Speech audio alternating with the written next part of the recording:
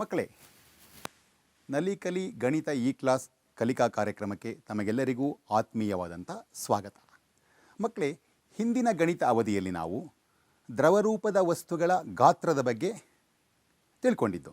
ಅಂದರೆ millilitre, litre ಇವುಗಳನ್ನು ಬಳಸಿ ದ್ರವರೂಪದ ವಸ್ತುಗಳನ್ನು ಅಳತೆ ಮಾಡೋದನ್ನು ಕಲ್ತ್ಕೊಂಡಿದ್ದು.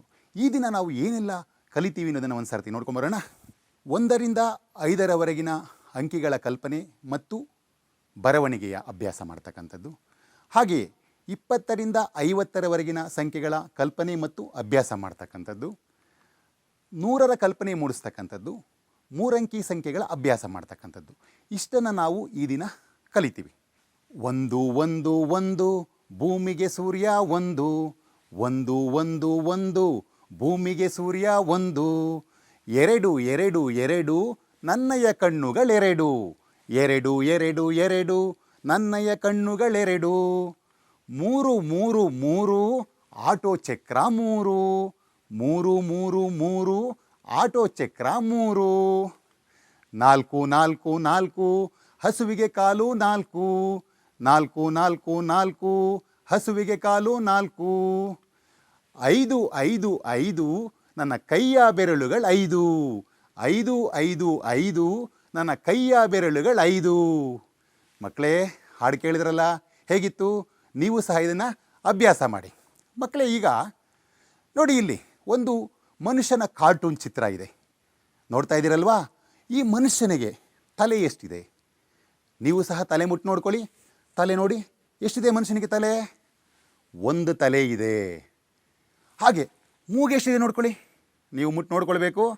ಮೂಗು ಸಹ 1 ಇದೆ. ಮಕ್ಕಳೇ, ಬಾಯು ಸಹ ಒಂದಿರೋದಕ್ಕೆ ಸಾಧ್ಯ, 1 ಇದೆ. ಮಕ್ಕಳೇ, ನಮ್ಮ ಕಣ್ಣುಗಳು ಎಷ್ಟಿದೆ ನೋಡಿ, ಎಷ್ಟಿದೆ ಕಣ್ಣುಗಳು? 2 ಕಣ್ಣುಗಳಿದೆ ನಮಗೆ. ಹಾಗೆ ಮಕ್ಕಳೇ, ಕಿವಿಗಳು ನೋಡ್ಕೊಳ್ಳಿ, ಕಿವಿಗಳು ಸಹ ನಮಗೆ 2 ಇದೆ. ಮಕ್ಕಳೇ, ಕೈಗಳು ಎಷ್ಟಿದೆ ನಮಗೆ? ಕೈಗಳು ಸಹ 2 ಇದೆ. ಹಾಗೆ ಕಾಲುಗಳು ಸಹ 2 ಇದೆ. ಮಕ್ಕಳೇ, ಈಗ ನೋಡಿ, ಇಲ್ಲೊಂದು ಆಟೋ ಚಿತ್ರ ಕಾಣ್ತಾ ಇದೆ, ಗಮನಿಸ್ತಾ ಇದ್ದೀರಲ್ಲ ನೀವು? ಈ ಆಟೋಗೆ ಚಕ್ರಗಳೆಷ್ಟಿದೆ ನೋಡಿ, ಎಣಿಸಿ ಹೇಳಿ. 1 2 3 ಎಷ್ಟು ಚಕ್ರ ಇದೆ ಆಟೋಗೆ? 3 ಚಕ್ರಗಳಿದೆ. ವೆರಿ ಗುಡ್ ಮಕ್ಕಳೇ. ಹಾಂ, ಇಲ್ಲೊಂದು ಟೆಂಪೋ ಕಾಣ್ತಾ ಇದೆಯಲ್ಲ, ಟೆಂಪೋಗಿರ್ತಕ್ಕಂಥ ಒಂದು ಚಕ್ರಗಳನ್ನು ಎಣಿಸಿ ಹೇಳಿ. 1 2 3 4 ಎಷ್ಟು ಚಕ್ರಗಳಿದೆ ಟೆಂಪೋಗೆ? 4 ಚಕ್ರಗಳಿದೆ. ವೆರಿ ಗುಡ್ ಮಕ್ಕಳೇ. ಹಾಂ, ಕೈಯ ಬೆರಳುಗಳು ಎಣಿಸಿ ಹೇಳಿ. ಕೈಯ ಬೆರಳುಗಳನ್ನು ಎಷ್ಟಿದೆ? 5 ಕೈ ಬೆರಳುಗಳಿದೆ. ಹೌದಲ್ಲ ಮಕ್ಕಳೇ? ಮಕ್ಕಳೇ ನೋಡಿ, ಇಲ್ಲಿ ಈಗ ನಾವು 1 ರಿಂದ 5ರವರೆಗೆ ಸಂಖ್ಯೆಗಳನ್ನು ಅಭ್ಯಾಸ ಮಾಡಿದ್ದೀವಿ. ಈಗ ಇದನ್ನು ಬರೀತಕ್ಕಂಥದ್ದು ಹೇಗೆ ಅಂತಕ್ಕಂಥದ್ದನ್ನು ನೋಡೋಣ. ಮಕ್ಕಳೇ ನೋಡಿ, ಇಲ್ಲಿ ನಾವು ಬಾಣದ ಗುರುತು ಇಲ್ಲಿಂದ ಪ್ರಾರಂಭ ಮಾಡಬೇಕಾಗುತ್ತೆ. 1ಅನ್ನು ಬರೀಬೇಕಾದ್ರೆ ಬಾಣದ ಗುರುತು ನೋಡಿ ಹೀಗೆ ಬರುತ್ತೆ, ಈಗ ಕೊನೆ ಆಗುತ್ತೆ. ಇದು 1ಅನ್ನು ಬರೀತಕ್ಕಂಥ ರೀತಿ. ಆಮೇಲೆ 2ಅನ್ನು ನೋಡಿ, ಇಲ್ಲಿಂದ ಪ್ರಾರಂಭ ಮಾಡಬೇಕು, ಇಲ್ಲಿ ಬಾಣದ ಗುರುತು ಕೊನೆ ಆಗುತ್ತೆ, ಈ ರೀತಿ ಬರೀಬೇಕಾಗುತ್ತೆ. ಹಾಂ, ಈಗ ನೋಡಿ 3ಅನ್ನು ನೋಡಿ, ಅಂಕಿ 3ಅನ್ನು ಬರೀತಕ್ಕಂಥದ್ದು ಇಲ್ಲಿಂದ ಪ್ರಾರಂಭ ಮಾಡಬೇಕು, ಇದನ್ನು 3ಅನ್ನು ಬರೀತಕ್ಕಂಥ ಕ್ರಮ. ಹಾಂ, 4 ನೋಡಿ, ಹೀಗೆ ಪ್ರಾರಂಭ ಮಾಡ್ತೀವಿ, ಹೀಗೆ ಬಂದು ಇಲ್ಲಿ ಕೊನೆಗೊಳಿಸ್ತೀವಿ. 5ಅನ್ನು ಬರೀತಕ್ಕಂಥದ್ದು.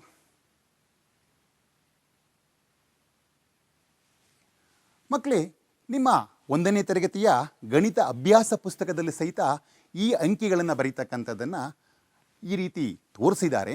ನಿಮ್ಮ ಅಭ್ಯಾಸ ಪುಸ್ತಕವನ್ನು ಇಟ್ಕೊಂಡು ನೀವು ಅಭ್ಯಾಸ ಮಾಡಬೇಕಾಗುತ್ತೆ ಮಕ್ಕಳೇ. ಮಕ್ಕಳೇ, ಇಲ್ಲಿ ನೋಡಿ, ಒಂದು ಪೆನ್ಸಿಲ್ನ ಕಟ್ ಮಾಡಿರ್ತಕ್ಕಂಥ ಚಿತ್ರ ಇದೆ. ಎಷ್ಟಿದೆ ಕಟ್ನಲ್ಲಿ? 10 ಪೆನ್ಸಿಲ್ಗಳಿದೆ. ಇದು ನಿಮಗೆಲ್ಲ ಗೊತ್ತಿದೆ. 10 ಪೆನ್ಸಿಲ್ಗಳು ಈ ಒಂದು ಕಟ್ನಲ್ಲಿದೆ. ಮಕ್ಕಳೇ, ಈಗ 10ರ ಗುಂಪು ಎಷ್ಟಿದೆ? 1 ಇದೆ. ಬಿಡಿ ಏನಾದರೂ ಪೆನ್ಸಿಲ್ಗಳು ಹೊರಗಡೆ ಇದ್ವಾ? ಗುಂಪಿನಿಂದ ಹೊರಗಡೆ ಇರಲಿಲ್ಲ, ಯಾವುದೂ ಇರಲಿಲ್ಲ, ಬಿಡಿಗಳು ಇರಲಿಲ್ಲ. 10ರ ಗುಂಪು 1 ಇತ್ತು, ಬಿಡಿಗಳು 0, ಅಂದರೆ ಏನೂ ಇರಲಿಲ್ಲ ಅಂತ ಅರ್ಥ. ಹಾಂ ಮಕ್ಕಳೇ, ಈಗ ನೋಡಿ, ಇದನ್ನು ಈ ಒಂದು ಸಂಖ್ಯೆಯನ್ನು ನಾವು ಸ್ಥಾನ ಬೆಲೆಯ ಒಂದು ಕೋಷ್ಟಕದಲ್ಲಿ ಬರೆಯೋಣ. ಬಿಡಿಗಳು 0 ಇತ್ತು, 10ರ ಗುಂಪು 1 ಇತ್ತು. ಇವೆರಡನ್ನೂ ಸೇರಿಸಿದಾಗ ಉಂಟಾಗ್ತಕ್ಕಂಥ ಒಂದು ಸಂಖ್ಯೆ 10. ಇದನ್ನು ನೀವು ಈಗಾಗಲೇ ಅಭ್ಯಾಸ ಮಾಡಿದ್ದೀರಾ, ತಿಳ್ಕೊಂಡಿದ್ದೀರಾ. ಮಕ್ಕಳು, ಈಗ ನೋಡಿ, ಇಲ್ಲಿ 10ರ ಗುಂಪು ಎಷ್ಟಿದೆ? ಒಂದಿದೆ. ಬಿಡಿಗಳೆಷ್ಟಿದೆ? ಎರಡಿದೆ. ನೋಡಿ, 10ರ ಗುಂಪು 1, ಬಿಡಿಗಳು 2. ಇದನ್ನು ನಾವು ಸ್ಥಾನಬೆಲೆಯ ಒಂದು ಕೋಷ್ಟಕದಲ್ಲಿ ಬರೆಯೋಣವಾ? ನೋಡಿ, ಬಿಡಿಗಳು 2 10ರ ಗುಂಪು 1. ಇವೆರಡು ಸೇರಿಸಿದಾಗ ನಮಗೆ ದೊರೀತಕ್ಕಂಥ ಸಂಖ್ಯೆ 12. ಇದನ್ನು ಬರೀತಕ್ಕಂಥ ಮತ್ತು ಓದ್ತಕ್ಕಂಥ ಕ್ರಮ. ಮಕ್ಕಳೇ, ಇಲ್ಲಿ ನೋಡಿ ಗಮನಿಸಿ, 1ರಿಂದ 19ರವರೆಗೆ ಸಂಖ್ಯೆಗಳನ್ನು ನಾವು ಕಾಣ್ತಾ ಇದ್ದೀವಿ. ನೋಡ್ತಾ ಇದ್ದೀರಲ್ಲ ಮಕ್ಕಳೇ? ಈಗ ಈ 19 ಆದ ನಂತರ ಯಾವ ಸಂಖ್ಯೆ ಬರುತ್ತೆ? ಇದಕ್ಕೆ ಸಂಬಂಧಪಟ್ಟಂಥ ಒಂದು ಚಟುವಟಿಕೆ ಇದೆಯೇ? ಆ ಚಟುವಟಿಕೆ ಈ ವಿಡಿಯೋ ನೋಡ್ಕೊಂಬರೋಣವಾ? ಮಕ್ಕಳೇ, ಇಲ್ಲಿ ಗಮನಿಸಿ, ಇಲ್ಲಿ 10ರ ಒಂದು ಕಟ್ಟಿದೆ, 9 ಬಿಡಿಗಳಿವೆ. ಇದಕ್ಕೆ ಅನುಗುಣವಾಗಿರ್ತಕ್ಕಂಥ ಅಂಕಿಗಳನ್ನು ನಾನು ಅಳವಡಿಸ್ತೀನಿ. 10ರ ಒಂದು ಕಟ್ಟು, ಬಿಡಿಗಳು 9. ಇದನ್ನು ಓದ್ತಕ್ಕಂಥದ್ದು 19 ಅಂತ ಓದ್ತೀವಿ. ಈಗ ನಾವು 19 ಆದ ನಂತರ ಯಾವ ಒಂದು ಸಂಖ್ಯೆ ಬರುತ್ತೆ ನೋಡಿ? ಒಂದು ಬಿಡಿಯನ್ನು ಸೇರಿಸ್ತೀನಿ. ಇಲ್ಲಿ ಏನಾದರೂ ಈಗ 10 ಬಿಡಿಗಳಾಗಿದೆ. ಈ 10 ಬಿಡಿಗಳನ್ನು ನಾನು ಏನು ಮಾಡ್ತೀನಿ ಅಂತಂದರೆ 10ರ ಕಟ್ಟನ್ನು ಆಗಿ ಮಾರ್ಪಾಡು ಮಾಡ್ತೀನಿ. 10ರ ಕಟ್ಟನ್ನು ಮಾಡದೆ 10 ಬಿಡಿಗಳನ್ನು ಸೇರಿಸಿ, ಈ ಬಿಡಿಗಳನ್ನು ನಾನು ತೆಗೆದುಬಿಟ್ಟೆ. ಬಿಡಿಗಳನ್ನು ಸೇರಿಸಿ 10ರ ಕಟ್ಟನ್ನು ಮಾಡಿದ್ದೀನಿ. ಈಗ ಈ 10ರ ಕಟ್ಟನ್ನು ನಾನು 10ರ ಸ್ಥಾನದಲ್ಲಿ ಅಳವಡಿಸ್ತೀನಿ. ಈಗ 10ರ ಕಟ್ಟುಗಳು 2 ಆಗಿದೆ, ಬಿಡಿಗಳು ಯಾವುದೂ ಇಲ್ಲ. ಮಕ್ಕಳೇ, ಈಗ 19ರ ನಂತರ ಬರ್ತಕ್ಕಂಥ ಒಂದು ಸಂಖ್ಯೆ 20. 20ರಲ್ಲಿ 10ರ ಕಟ್ಟುಗಳು 2 ಬಿಡಿಗಳು ಏನೂ ಇಲ್ಲ, ಅಂದರೆ 0 ಇದೆ. ಈಗ ಇನ್ನು 3 ಬಿಡಿಗಳನ್ನು ನಾನು ಬಿಡಿ ಸ್ಥಾನದಲ್ಲಿ ಅಳವಡಿಸ್ತೀನಿ. ಈಗ ನಮಗೆ ದೊರೀತಕ್ಕಂಥ ಸಂಖ್ಯೆ 23. ನೋಡಿ, ಇಲ್ಲಿ 10ರ ಕಟ್ಟುಗಳು 2 ಬಿಡಿಗಳು 3 ನಂತರ ನೋಡಿ, ಒಂದು ಬಿಡಿಯನ್ನು ಅಳವಡಿಸ್ತೀನಿ. ಈಗ 21 ಆಯಿತು.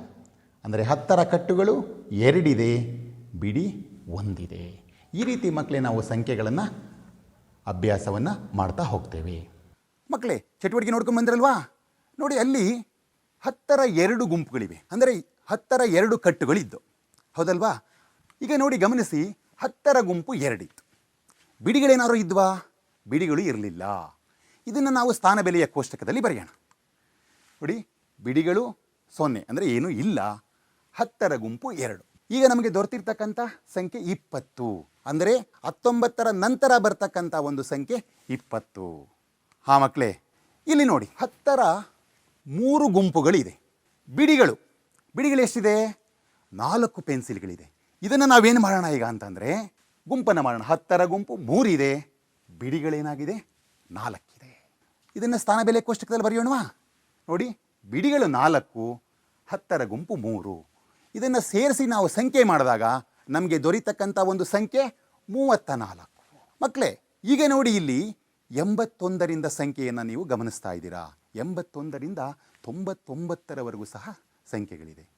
ಇದು ನೀವೆಲ್ಲ ತಿಳ್ಕೊಂಡಿದ್ದೀರಾ ಈಗಾಗಲೇ. ಈಗ 99ರ ನಂತರ ಯಾವ ಒಂದು ಸಂಖ್ಯೆ ಬರುತ್ತೆ ಗೊತ್ತಿಲ್ಲ ಅಲ್ವಾ? ಈಗ ಕಲಿಯೋಣ. ಅದಕ್ಕೆ ಸಂಬಂಧಪಟ್ಟಂಥ ಒಂದು ಚಟುವಟಿಕೆ ಇದೆ. ಆ ಚಟುವಟಿಕೆನ ನಾವು ನೋಡ್ಕೊಂಡು ಬರೋಣ. ಮಕ್ಕಳೇ, ಇಲ್ಲಿ ಗಮನಿಸಿ, ಈ ಒಂದು ಸ್ಥಾನಬೆಲೆಯ ಪಟ್ಟಿಯಲ್ಲಿ ನಾನು 10ರ ಕಟ್ಟುಗಳು ಮತ್ತು ಬಿಡಿಗಳನ್ನು ಅಳವಡಿಸಿದ್ದೀನಿ. ನೋಡಿ, ಈ 10ರ ಕಟ್ಟುಗಳು ಅಂದರೆ ಮಣಿಗಳು 9 ಇದೆ. ಇಲ್ಲಿ ಬಿಡಿಗಳು ಸಹ 9. ಈಗ ನಾನೇನು ಮಾಡ್ತೀನಿ ಅಂತಂದರೆ ಅದಕ್ಕೆ ಅನುಗುಣವಾಗಿರ್ತಕ್ಕಂಥ ಅಂಕಿಗಳನ್ನು ಅಲ್ಲಿ ಅಳವಡಿಸ್ತೀನಿ. 10ರ ಕಟ್ಟುಗಳು 9, ಬಿಡಿಗಳು 9. ಇದನ್ನು ಓದ್ತಕ್ಕಂಥದ್ದು 99 ಓದ್ತಕ್ಕಂಥ ರೀತಿ. ಈಗ ನಾನು 99 ಆದ ನಂತರ ಯಾವ ಒಂದು ಸಂಖ್ಯೆ ಬರುತ್ತೆ ನೋಡಿ? ಒಂದು ಬಿಡಿಯನ್ನು ಸೇರಿಸ್ತೀನಿ. ಇಲ್ಲಿ ಏನಾಗಿದೆ ಈಗ ಅಂತಂದರೆ 10 ಬಿಡಿಗಳಿದೆ. ಈ 10 ಬಿಡಿಗಳನ್ನು ನಾನೇನು ಮಾಡ್ತೀನಿ ಅಂದರೆ ಸೇರಿಸಿ 10ರ ಒಂದು ಗುಂಪನ್ನು ಮಾಡ್ತೀನಿ. 10ರ ಗುಂಪನ್ನು ನಾನೀಗ ಮಾಡಿದ್ದೀನಿ. ಈ 10ರ ಗುಂಪನ್ನು 10ರ ಸ್ಥಾನದಲ್ಲಿ ಸೇರಿಸ್ತೀನಿ. ಇಲ್ಲಿ 10ರ ಸ್ಥಾನದಲ್ಲಿ ಏನಾಗಿದೆ ಈಗ ಅಂತಂದರೆ 10ರ ಗುಂಪುಗಳು 10 ಈ 10ರ 10 ಗುಂಪುಗಳನ್ನು ಸೇರಿಸಿ ನೋಡಿ, 10ರ 10 ಗುಂಪುಗಳು ನೋಡಿ, 1 2 3 4 5 6 7 8 9 10. ಈ 10ರ 10 ಗುಂಪುಗಳನ್ನು ತೆಗಿತೀನಿ. ಈಗೇನಾಗಿದೆ, ಇನ್ನೊಂದು ಕಟ್ಟನ್ನು ಮಾಡಿದ್ದೀನಿ. ಇದರಲ್ಲಿ ಏನಪ್ಪ ಆಗಿದೆ ಅಂತಂದರೆ 10 ಗುಂಪುಗಳು 100 ಮಣಿಗಳಿವೆ. ಇದನ್ನು 100ರ ಸ್ಥಾನದಲ್ಲಿ ನಾನು ಅಳವಡಿಸ್ತೀನಿ. ಈಗ ಇದಕ್ಕೆ ಅನುಗುಣವಾಗಿರ್ತಕ್ಕಂಥ ಒಂದು ಸಂಖ್ಯೆಯನ್ನು ನಾನು ಅಳವಡಿಸ್ತೀನಿ. ಗಮನಿಸಿ, 100ರ ಗುಂಪು ಒಂದಿದೆ. ನಂತರ 10ರ ಸ್ಥಾನದಲ್ಲಿ ಯಾವ ಒಂದು ಮಣಿಗಳು ಅಥವಾ ಸಂಖ್ಯೆಗಳು ಇಲ್ಲ, ಬಿಡಿನಲ್ಲಿ ಏನೂ ಇಲ್ಲ. ನೋಡಿ, ಈಗ ಇದನ್ನು ಓದ್ತಕ್ಕಂಥದ್ದು 100. 99ರ ನಂತರ ಬರ್ತಕ್ಕಂಥ ಒಂದು ಸಂಖ್ಯೆ 100. 100 ಅಂತಕ್ಕಂಥದ್ದು 3 ಅಂಕಿಯ ಅತಿ ಚಿಕ್ಕ ಸಂಖ್ಯೆ ಆಗುತ್ತೆ. ಮಕ್ಕಳೇ, ಈಗ ನೋಡಿ ಮತ್ತೊಂದು ಬಿಡಿಯನ್ನು ಇಲ್ಲಿ ಅಳವಡಿಸೋಣ. ಈಗ ಅದಕ್ಕೆ ಅನುಗುಣವಾಗಿರ್ತಕ್ಕಂಥ ಒಂದು ಸಂಖ್ಯೆಯನ್ನು ನಾವೇನು ಮಾಡೋಣ ಅಂತಂದರೆ ಅಳವಡಿಸೋಣ. ಈಗ ಏನಾಯಿತು? 101 ಆಯಿತು. ಮಕ್ಕಳೇ, ಈಗ ಏನು ಮಾಡೋಣ? ಇಲ್ಲಿ 2 10 ಅಳವಡಿಸ್ತೀನಿ ನಾನು. ಈಗ ಏನಾಯಿತು? 121 ಆಯಿತು. ಈ ರೀತಿ ನಾವು 3 ಅಂಕಿಗಳ ಸಂಖ್ಯೆಗಳನ್ನು ಅಭ್ಯಾಸ ಮಾಡ್ತೇವೆ. ಮಕ್ಕಳೇ, ಚಟುವಟಿಕೆ ನೋಡ್ಕೊಂಡು ಬಂದ್ರಲ್ಲ, ಆ ಚಟುವಟಿಕೆಯಲ್ಲಿ 100ರ ಗುಂಪು ಎಷ್ಟಿತ್ತು? 100ರ ಗುಂಪು ಒಂದಿತ್ತು. 10ರ ಗುಂಪು ಇರಲಿಲ್ಲ. ಬಿಡಿಗಳು ಸಹ ಇರಲಿಲ್ಲ. ಈಗ ಈ ಒಂದು ಗುಂಪುಗಳನ್ನು ನಾವು ಸ್ಥಾನ ಬೆಲೆಯ ಕೋಷ್ಟಕದಲ್ಲಿ ಭರ್ತಿ ಮಾಡೋಣ. ನೋಡಿ, ಬಿಡಿಗಳೂ ಇಲ್ಲ, 10 ಇಲ್ಲ, 100ರ ಗುಂಪು ಒಂದಿತ್ತು. ಇದರಿಂದ ದೊರೀತಕ್ಕಂಥ ಒಂದು ಸಂಖ್ಯೆ 100. ಮಕ್ಕಳೇ, 99ರ ನಂತರ ಬರ್ತಕ್ಕಂಥ ಸಂಖ್ಯೆ 100. ಮಕ್ಕಳೇ, ಈ 100 ಅಂತಕ್ಕಂಥದ್ದು 3 ಅಂಕಿಯ ಅತಿ ಚಿಕ್ಕ ಸಂಖ್ಯೆ ಆಗುತ್ತೆ. ಇದನ್ನು ನೀವು ಚೆನ್ನಾಗಿ ಜ್ಞಾಪಕ ಇಟ್ಕೊಂಡಿರಬೇಕು. ಹಾಗೆಯೇ 3 ಅಂಕಿಯ ಅತಿ ದೊಡ್ಡ ಸಂಖ್ಯೆ 999. ಮಕ್ಕಳೇ, ಇಲ್ಲಿ ನೋಡಿ, ಈಗ ಗುಂಪುಗಳನ್ನು ಮಾಡಿಕೊಟ್ಟಿದ್ದಾರೆ. 100ರ ಗುಂಪು ಒಂದಿದೆ, 10ರ ಗುಂಪು 2 ಇದೆ, ಬಿಡಿಗಳು 4 ಇದೆ. ನಾವೇನು ಮಾಡಬೇಕಂತಂದರೆ ಇದರಿಂದ ಉಂಟಾಗ್ತಕ್ಕಂಥ ಸಂಖ್ಯೆಯನ್ನು ನಾವು ಬರೀಬೇಕಾಗುತ್ತೆ. ಮೊದಲೇನು ಮಾಡೋಣ ಅಂತಂದರೆ ಸ್ಥಾನ ಬೆಲೆಯ ಕೋಷ್ಟಕದಲ್ಲಿ ಈ ಒಂದು ಗುಂಪುಗಳನ್ನು ನಾವು ಭರ್ತಿ ಮಾಡೋಣ. ಬಿಡಿಗಳು 4, 10, 2, 100, 1. ಇದರಿಂದ ದೊರೀತಕ್ಕಂಥ ಸಂಖ್ಯೆ 124. ಅರ್ಥ ಆಗ್ತದೆಯಲ್ಲ ಮಕ್ಕಳೇ ತಮಗೆ? ನೋಡಿ, ಈಗ ನೋಡಿ, ನಾವು ಏನೆಲ್ಲ ಕಲ್ತೋ ಅದ್ರ ಬಗ್ಗೆ ಒಂದು ಸರ್ತಿ ಜ್ಞಾಪಿಸ್ಕೊಂಡು ಬರೋಣ. ನೋಡಿ, 2 ಚಿತ್ರ ಕಾಣ್ತಾ ಇದೆ. ಏನು ಚಿತ್ರ ಹೇಳಿ? ಇದು ಆಪಲ್ ಚಿತ್ರ ಇಲ್ಲಿ, ಅಥವಾ ಸೇಬಿನ ಚಿತ್ರ. ಈ ಸೇಬುಗಳು ಎಷ್ಟಿದೆ ನೋಡಿ? ಕರೆಕ್ಟ್, ಎಷ್ಟಿದೆ? 2 ಇದೆ. ವೆರಿ ಗುಡ್ ಮಕ್ಕಳೇ. ಹಾಂ, ಇಲ್ಲಿ ಕಾಣ್ತಕ್ಕಂಥ ಚಿತ್ರ ಏನು? ಹೌದು, ಚೆಂಡುಗಳ ಚಿತ್ರ. ಚೆಂಡುಗಳು ಎಷ್ಟಿವೆ ಹೇಳಿ? 5 ಚೆಂಡುಗಳಿವೆ. ವೆರಿ ಗುಡ್ ಮಕ್ಕಳೇ, ಇಲ್ಲಿ ಸ್ಕ್ರೀನ್ ಮೇಲೆ ಒಂದು ಅಂಕಿ ಕಾಣ್ತಾ ಇದೆ. ಅಂಕಿಯನ್ನು ಓದಬೇಕು. ಓದಿ. ಕರೆಕ್ಟ್, 2. Very good. ಮತ್ತೊಂದು ಅಂಕಿ ಕಾಣ್ತಾ ಇದೆ, ಅದನ್ನು ಓದಿ ಹೇಳಬೇಕು ತಾವು. ಹೌದು, 4. ನಿಮ್ಮ ಉತ್ತರ ಸರಿಯಾಗಿದೆ. ಮಕ್ಕಳೇ, ಇಲ್ಲಿ ನೋಡಿ, ಇಲ್ಲಿ ಪೆನ್ಸಿಲ್ಗಳ ಕಟ್ಟುಗಳನ್ನು ನೀವು ಎಣಿಸಿ ಏನು ಮಾಡಬೇಕಂತಂದರೆ ಇದಕ್ಕೆ ಸಂಬಂಧಪಟ್ಟಂಥ ಸಂಖ್ಯೆಯನ್ನು ನೀವು ಹೇಳಬೇಕಾಗುತ್ತೆ. ಎಣಿಸ್ಕೊಳ್ಳಿ ಒಂದು ಸರ್ತಿ. ಎಣಿಸ್ತಾ ಇದ್ದೀರಲ್ವಾ? ಎಸ್. 10ರ ಗುಂಪು ಎಷ್ಟಿದ್ದೋ? 3 ಇದ್ದು. ಬಿಡಿಗಳು ಎಷ್ಟಿದ್ದೋ? 4 ಬಿಡಿಗಳಿದ್ದು. ಇದರಿಂದ ಉಂಟಾಗ್ತಕ್ಕಂಥ ಸಂಖ್ಯೆ, ಬಿಡಿಗಳು 4 ಇದ್ದು, 10ರ ಗುಂಪು 3 ಇದ್ದು, 34 ಉಂಟಾಗ್ತಕ್ಕಂಥ ಸಂಖ್ಯೆ. ವೆರಿ ಗುಡ್ ಮಕ್ಕಳೇ, ಇನ್ನೊಂದು ಪ್ರಶ್ನೆ, 3 ಅಂಕಿಯ ಅತಿ ಚಿಕ್ಕ ಸಂಖ್ಯೆ ಯಾವುದು? ಜ್ಞಾಪಿಸ್ಕೊಂಡು ಉತ್ತರ ಹೇಳಿ.